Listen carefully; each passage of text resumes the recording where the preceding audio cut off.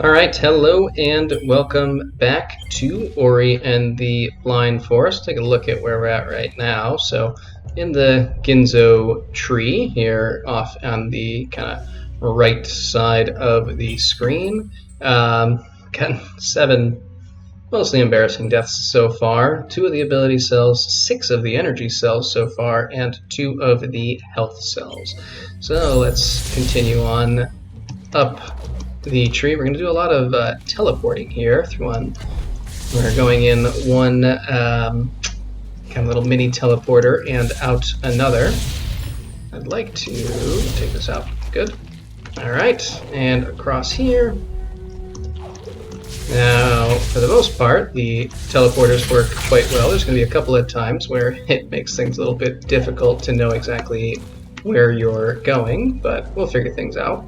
Just have a little extra energy spot there, so might as well fill up and save up. Alright, so gotta watch out for these rotating red guys, which I did a terrible job of. Give a second to go past. Alright, so I'm gonna go out this in the side, and these all correspond to the one on the exact opposite side. In the future it's going to get a little more variable, but let's get up here. We'll just jump over this guy, give this guy time to get out of the way. Probably being overly cautious, but that's fine. This is when things, it tends to get a little more difficult because there's kind of that flash of light, so you lose sight of yourself. Oh no.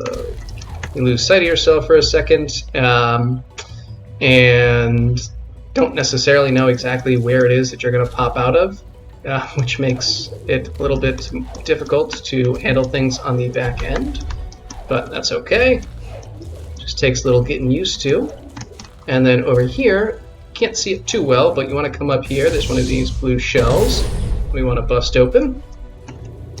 And then I'm just going to try to keep track of my notes so that I don't forget anything. Most areas of the game we have to come back to, but I prefer not to have to come back to the Ginzo Tree just because it's more difficult to get in and out of. So this we have to actually do the, jump to get out of. Otherwise you won't have enough height, you'll just gotta go in and out. Here, there's an invisible little energy, or not energy cell, but spirit light container up there that is very easy to miss, particularly as you're dealing all this relatively intricate platforming.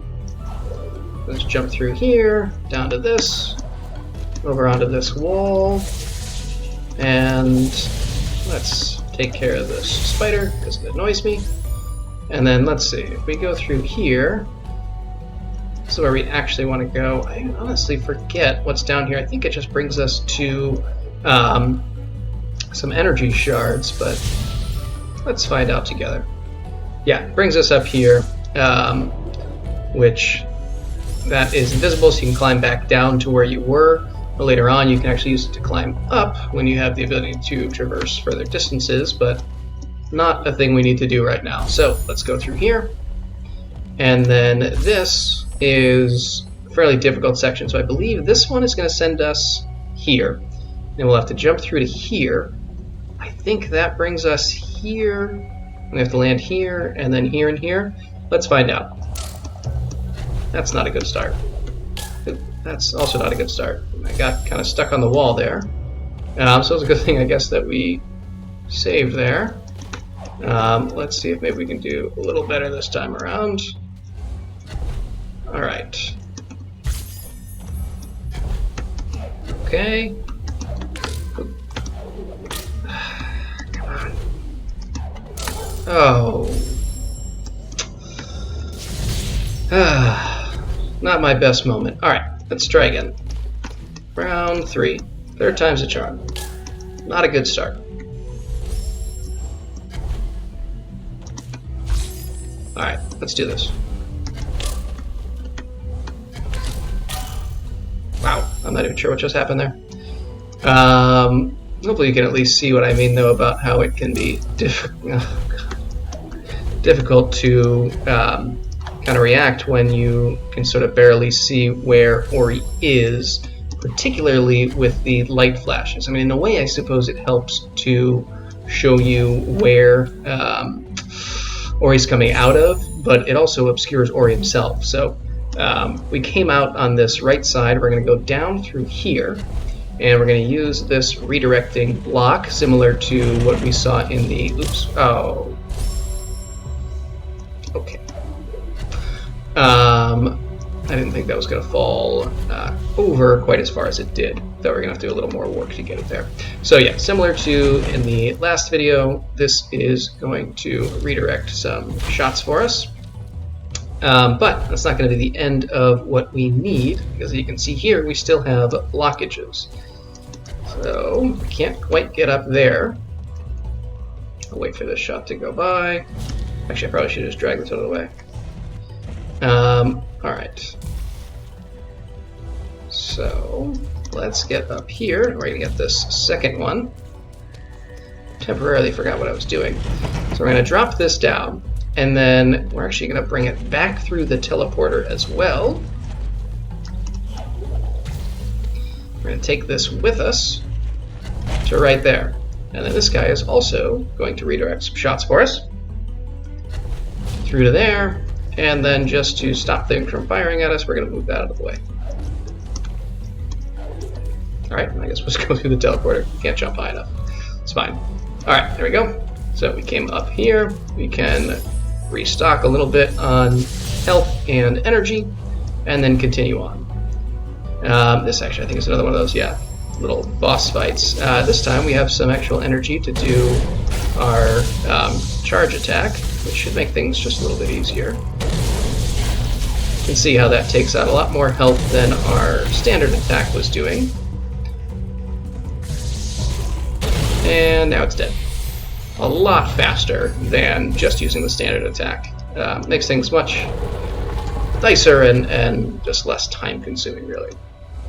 Alright, now this is somewhat difficult, but a good bit of platforming, I think. So you can drop through here, and then you just kind of end up in this endless loop. What you have to do is break out of that by coming over here, and then kind of two well-timed double jumps. So you want to come down just after you get that, and then almost immediately need to do a double jump coming out of this in order to get over far enough, and then just head back in the other direction. And then finally, right as you're coming out, you got to jump to get up top. And that brings us over to our next section. We currently have 2 of these keys, which is not enough to open the door. So what we want to do is come through here, slide right in there, and then jump over, crack that, get that key, and then use this to jump up, get this one, and use that to go back to where we started. So not too bad. That first jump through here is probably the most difficult part, and then recognizing when you pop out here that you need to jump before you fall into the spikes is probably the second most difficult part. And now we come to what is actually the best ability in the game. Cries of dismay I hear deep inside this ancestral tree. Reem was agile. He dashed through the air. Listen to his voice, the wisdom he shared.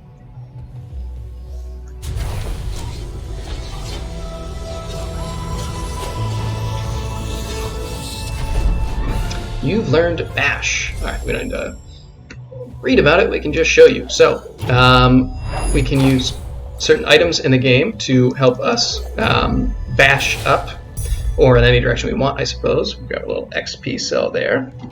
Or a Spirit Light container, I guess. I just call them XP cells. So, yes, we can use these items, but that is not all. So that adds a lot to our jumping and traversing ability. We can also use enemies, literally any enemy. It does some damage to them, but also essentially makes us immune, assuming that we time things well. So we can't be injured by most enemies, and then we can also use most projectiles in the game. So you can just kind of fly through things, but it also allows us one more ability, which is as we bash off in one direction, the projectile that we're bashing off of also gets redirected. So we use that projectile to smash down through this piece of wood here, and we used the second one to allow us to get up through this piece of wood. So we'll smash up here. And then what we want to do, you can see this teleport here and this teleport here, as well as these two pieces of broken wood. So we're going to bash that in here. And I'm going to use this one to open up this way. And then this one, oops, didn't time it quite as well, so I ended up getting hit. You do have to have your angles on. It won't just like auto track, so if you aim a little too high or too low, things won't go where you want them to, but that's okay. Just adds to the challenge. Save regular. Actually, I might as well utilize this to head to our ability tree. And yeah, even though we don't have dash yet, we'll just do this so we can keep climbing up in this direction, because I want all of those abilities eventually. And by eventually, I mean ASAP. Alright, so we have this spirit container here, or energy cell rather, and obviously we want that. We're going to bash our way up here. If this guy will fire at us, there we go. And you could try to kill him here, which is not what you want to do. What you want is to try to, oops, send this over here. The projectiles do still experience kind of, I don't know, gravitational pull, if you want to call it that. So they will track downwards, at least the ones that normally do. If it's a perfectly flat, oh my goodness, flying projectile like the ones from the flowers, then it will continue to travel flat. Oops, there we go. Let's go through here. All right, so we got this energy cell. Okay, and we can go back through here, and then we don't really need this guy because we can just wall jump, but it's much nicer to bash up. It's a lot faster. This is how you can do a very strong kind of pacifist run in the game if you are pretty much just using bash, because you can use it to deal with most enemies without actually killing anyone. Alright, let's see how well this goes. Oh, okay, good. Alright, so we gotta get down just a little bit farther. Oh, come on. Alright, let's just... There we go. Alright. So, very, very enjoyable way to move about the world. Really adds a lot of... not just travel and explorability to the game, but a lot of fun to the game. Alright, so this is an interesting enemy type. We can't do anything to hurt this guy directly, but what we can do is utilize its own projectiles against it, which is difficult because obviously we're going right into the spiked floor. So you really have to be very careful about when you choose to attack and what direction you're firing in. For example, that probably would have been a bad time for me to try to fire it off at the guy, because it would have just killed us. Alright, so we can go right up there, but let's first head over to this save spot. We could teleport out of here if we wanted to, I suppose, but I don't see why we'd want to do that. Alright, so we'll just head over to this wall, utilize that to get over here, and bash up. And now, we've come to the heart of the Ginzo Tree. The heart of the Ginzo Tree once kept the element of waters safe, but now it's corrupted, all foul and decayed. Alright, so we have to go in both directions to... We have to help it, cure it, and cleanse all of the blight by removing the corruption on both sides. So yeah, in order to remove the corruption on each side, we have to go in both directions. I'm going to go left first because I find right to be more difficult and a little bit more potentially infuriating. Oops.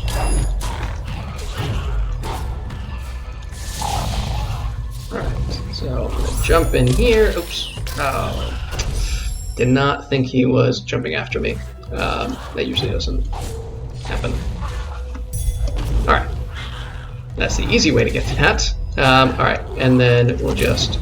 I'm not even sure what hit me there. But we'll just bash up there, and then we'll use this guy. Come up here. And you can see that there is a wall that needs to be opened here. So we're going to do two things. First, we're going to use that guy to get that spirit light container, and then gotta have a good angle, which I think we got there. Excellent. Alright, so we blast that open using the spider's shot, and we get rid of half of the corruption here, and now we head over to the other side, which, yeah, we'll just make a new one so that we get a little health back as well. Now we head over here, and we have not a very difficult puzzle to solve, but potentially a difficult and frustrating puzzle to do, just because we have to do several shots in a row without messing anything up, which can be a little difficult, and if you mess it up more than once or twice, it can get fairly frustrating. So what we need to do is fire these shots up in succession through these various redirecting chambers. I find the easiest way to do it is to kind of jump on top of them. So that lets you just kind of get your angle right, a little more so than any other way. Right, so let's get over here. The mouse can be a little bit touchy with the direction. Alright, so we're almost there. Just have the one left. Hopefully we get it right. And yeah, I don't know why, but it'll just... I don't know if it's my mouse more so than anything else. Just tends to get very touchy. And then if these guys come back, you don't have to kill them, but I always do. I don't think it is worth it to try to deal with them, because it's just too frustrating when you're right at the end and almost have it done, and then they pop in and hit you or something when you're trying to do your last redirect or something.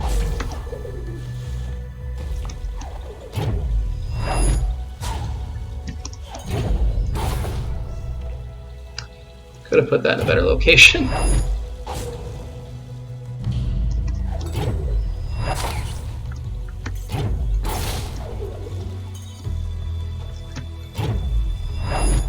Okay. Alright, here we go again.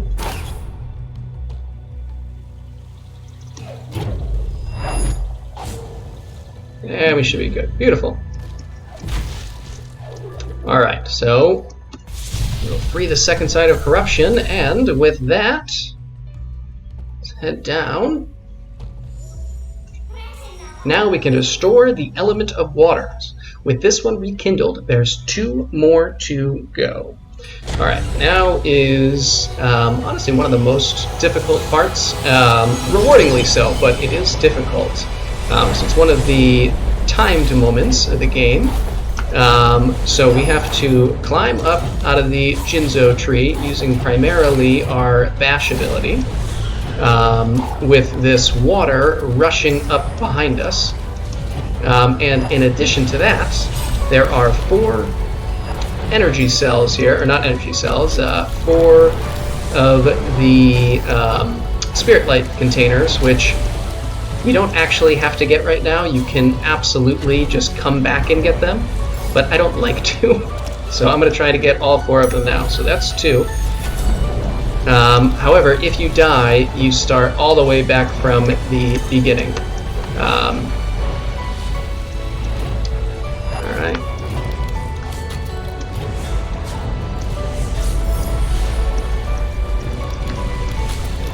Which, as you get farther and farther up, becomes more and more annoying. Oh, I really thought that was going to be the end. Alright, so we're getting close. Just have to get this one, get across, and up to this. Alright, we should be good. There we go. Alright. Might be the first time I've gotten all 4 of them on the first try, so that was good timing. Good time to have a good time. Is that a phrase? Pretty sure not. Alright, so we've reached the top of the tree here, and we've restored the waters of Nibel, but someone is not quite as happy about that as we are.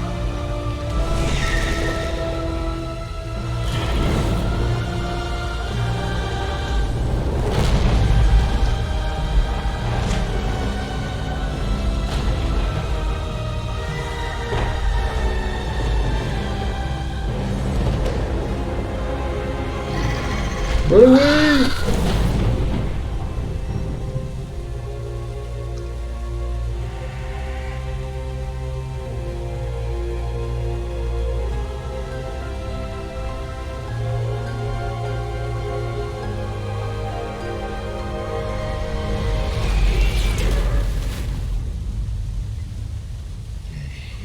It was the light that she hated, the light of our kind. But Ori's kindness would once again save my child. Seems that before Kuro could get to us, Gumo found us and brought us to a safe location, which I think we can appreciate. Ori, I thought I had lost you to Kuro's talons of hate, but it was Gumo who saved you, delivering us from an uncertain fate. I think it was pretty certain. But look here, with the Ginzo Tree restored, Nibel's waters are clear. But there's no time to lose, we must make haste. The element of winds is next, resting deep within the forlorn ruins. Inside the misty woods, there's a key that will open their gates. Alright, so we want to go to the forlorn ruins, but first we have to go to the misty woods, where there is a key that will open the gates of the forlorn ruins. Okay. And with that, the game is saved. Let's, I think, end things here. And when we come back, we will check out where we are, and it seems that we'll be able to explore some of these waterways. So, till then, see ya.